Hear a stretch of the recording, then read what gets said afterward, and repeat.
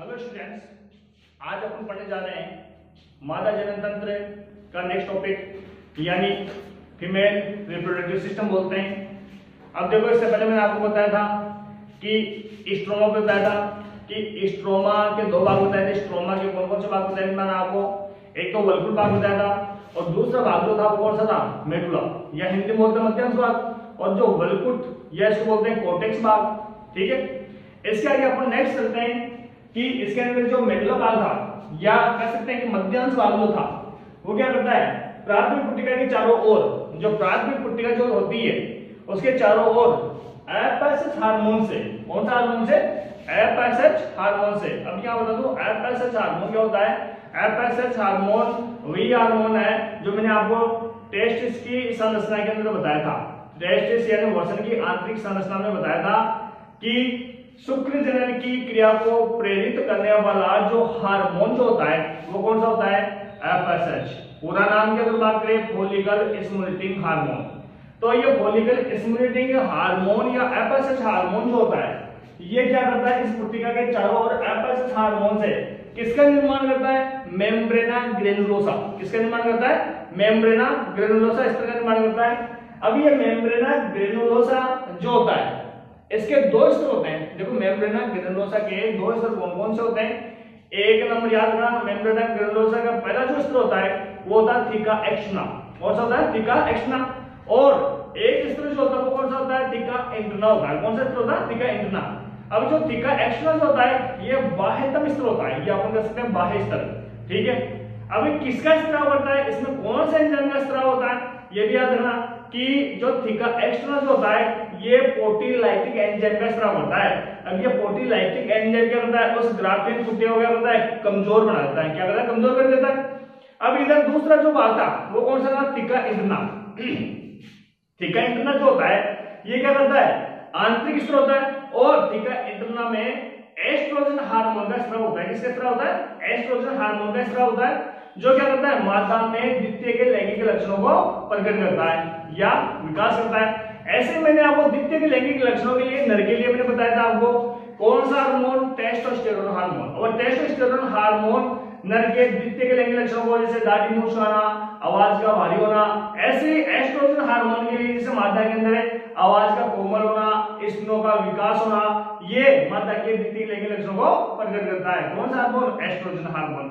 अब इधर देखना आप, ये देखो मेम्ब्रेना ग्रेनुलोसा। अपन इसको चित्र के द्वारा भी समझेंगे। मेम्ब्रेना ग्रेनुलोसा जो होता है इसके दो स्तर है।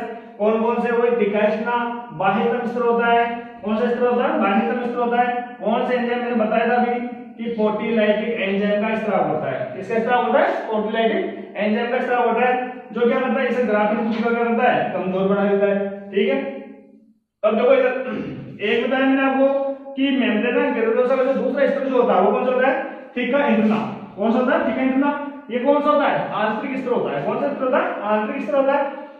इसमें मैंने आपको हार्मोन बताया कि ये क्या करता है? एस्ट्रोजन हार्मोन का स्त्राव होता है। किसका स्त्राव होता है? एस्ट्रोजन हार्मोन का स्त्राव होता है, जो क्या करता है? मादा के द्वितीय लैंगिक लक्षणों को विकास करता है, प्रकट करता है।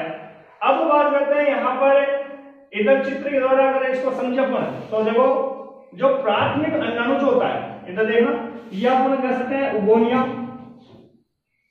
इस प्राथमिक अंडाणु के अंदर एफएसएच हार्मोन, एफएसएच मैंने बताया अभी शुक्र जनन की क्रिया को प्रेरित करने वाला हार्मोन या नाम जो होता है इसका क्या होता है? Follicle stimulating hormone. तो ये क्या करता है? एफएसएच हार्मोन थीका निर्माण करता है। किसका निर्माण करता है? थीका निर्माण करेगा। अब थीका निर्माण कौन कौन से? वही इधर देखो चित्र के द्वारा अपन समझेंगे इसको। थीका निर्माण कौन कौन से? देखो ये इधर देखो, एक नंबर जो बाह्यतम जो स्तर है यहाँ पर, बाह्यतम स्तर कौन सा जाएगा? थीका एक्स्टर्ना। कौन सा स्तर होता है? थीका एक्स्टर्ना। देखो, तो थीका एक्स्टर्ना के लिए मैंने इधर बात की थी, यहाँ पर कौन सा स्तर था? बाह्यतम स्तर। इधर चित्र के द्वारा अगर आप इसको समझे तो ये थीका एक्स्टर्ना जो होता है ये बाह्यतम स्तर हो गया। ठीक है, कौन से एंजाइम का स्त्राव होता है? थीका एक्स्टर्ना पोर्टिलाइटिक एंजाइम का स्त्राव होता है, जो क्या करता है? ग्राफिन पुट्टिका को कमजोर बना देता है। अब यहाँ पर आंतरिक स्तर की अगर बात करते हैं तो आंतरिक स्तर जो होता है वो कौन सा होता है? Theca interna. कौन सा स्तर होता है? Theca interna. अब थीका इंटरना जो होता है ये क्या करता है? यहाँ पर क्या करेगा? एस्ट्रोजन हार्मोन का स्त्राव करेगा। अब एस्ट्रोजन हार्मोन क्या करता है? मादा के द्वितीय लैंगिक लक्षणों को प्रकट करता है। अब यहाँ पर आगे चलकर इधर एक गुहा का निर्माण होता है, अंदर इधर क्या करता है, एक गुहा का निर्माण होता है। उस गुहा को क्या बोलते हैं, एंट्रम गुहा, या आप बोल सकते हैं पुट्टिका गुहा। एंट्रम गुहा कह दो चाहे पुट्टिका गुहा कह दो। इसके जो ऊपरी जो छोटे छोटे जो संरचना दिख रही है, इस संरचना को हम कहते हैं जर्म हिल बोलेंगे। क्या बोलेंगे, जर्म हिल। ठीक है, नेक्स्ट चलते हैं इसमें, ठीक है, कितना हो गया, कितना हो गया। यहाँ पर आगे चलने के बाद में अंदर इसमें कणिकाओं के चारों ओर आवरण का निर्माण होता है, कणिकाएं पाई जाती है इसके अंदर, और इसे क्या बोलेंगे, कोरोना रेडिएटा बोलते हैं। क्या बोलते हैं, कोरोना रेडिएटा। इस कोरोना रेडिएटा के में अंडशरीर कोशिका या अंडझिल्ली एक पारदर्शी पतला आवरण पाया जाता है। क्या पाया जाता है, पतला आवरण पाया जाता है, जिससे क्या बोलते हैं, जोना पेलुसिडा बोलते हैं। क्या बोलेंगे, जोना पेलुसिडा बोलते हैं। ठीक है, ये पतला आवरण होता है, पारदर्शी होता है। ठीक है, नेक्स्ट इस बात करें कि जो परिपक्व ग्राफीन पुट्टिका के प्राथमिक अंडाणु में, याद रखना, परिपक्व ग्राफीन पुट्टिका के प्राथमिक अंडाणु में जब अर्धसूत्री विभाजन फर्स्ट होता है, कौन सा विभाजन होता है, अर्धसूत्री विभाजन फर्स्ट होता है। अर्धसूत्री विभाजन फर्स्ट होने के बाद में इसमें किसका निर्माण होता है, सेकंड अंडाणु का निर्माण होता है, या द्वितीय अंडाणु का निर्माण होता है। किसका निर्माण होता है, द्वितीय अंडाणु का निर्माण होता है। यहां तक होने के बाद में कि जो परिपक्व ग्राफीन पुट्टिका जो थी, आगे चलकर किसका, अंडोसर्ग, किसका निर्माण करती है, अंडोसर्ग का निर्माण करती है। ठीक है, परिपक्व ग्राफीन पुट्टिका आगे चलकर अंडोसर्ग की क्रिया क्या करती है, बढ़ावा देती है।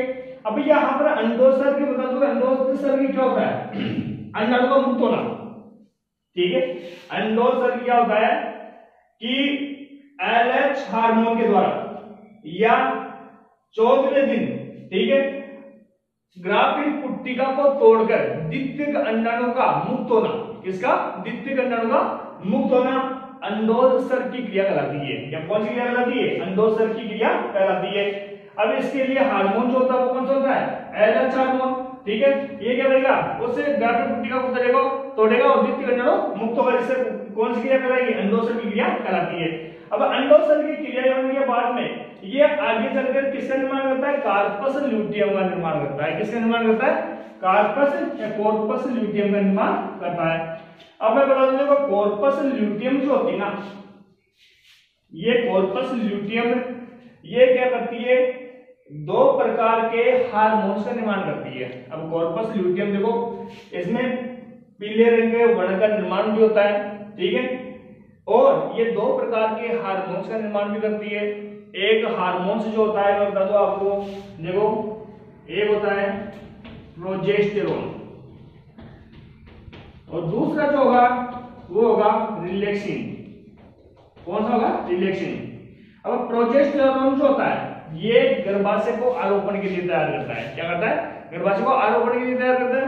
जबकि रिलैक्सिन हार्मोन जो होता है ये प्रसव क्रिया में सहायक होता है। प्रसव क्रिया में सहायक हार्मोन की अगर बात करें तो वो होता है रिलैक्सिन हार्मोन। कौन सा हार्मोन होता है, रिलैक्सिन हार्मोन। गर्भाशय को आरोपण के लिए अगर बात करें वो होता है प्रोजेस्टेरोन। ठीक है, तो अंडोत्सर्ग के बाद में किसकी कौन सी रचना का निर्माण हो गया, कार्पस ल्यूटियम का निर्माण हो गया। कार्पस ल्यूटियम जो होता है दो प्रकार के हार्मोन से निर्माण करती है, प्रोजेस्टेरोन, रिलैक्सिन हार्मोन। प्रोजेस्टेरोन गर्भाशय को आरोपण के लिए तैयार करता है, रिलैक्सिन हार्मोन जो होता है प्रसव क्रिया में सहायक हार्मोन होता है। ऐसे कार्पस ल्यूटियम जो होती है यह आगे चलकर एक निष्क्रिय रचना में बदलती है। किसमें, निष्क्रिय रचना बदलती है, जिससे बोलते हैं कॉर्पस एल्बिकेंस बोलते हैं। क्या बोलेंगे, कॉर्पस एल्बिकेंस बोलते हैं। अब इस कॉर्पस एल्बिकेंस में किसी भी प्रकार के हार्मोन्स का निर्माण नहीं होता है, किसी प्रकार के हार्मोन्स का निर्माण नहीं होता, निष्क्रिय रचना होती है। ठीक है, कौन सी, कॉर्पस एल्बिकेंस। ठीक है, तो आगे समझिए यहाँ तक जो परिपक्व ग्राफीन पुट्टिका के बाद में अंडोत्सर्ग की क्रिया को बढ़ावा देता है। अंडोत्सर्ग के बाद में कार्पस ल्यूटियम, कार्पस ल्यूटियम के बाद में कौन सी, कॉर्पस एल्बिकेंस। ठीक है, यहाँ तक हो गया। तो कार्पस ल्यूटियम दो प्रकार के हार्मोन्स का निर्माण करती थी। कौन कौन से, कॉर्पस ल्यूटियम जो दो प्रकार के हार्मोन, प्रोजेस्टेरोन और दूसरा जो थी वो रिलैक्सिन हार्मोन।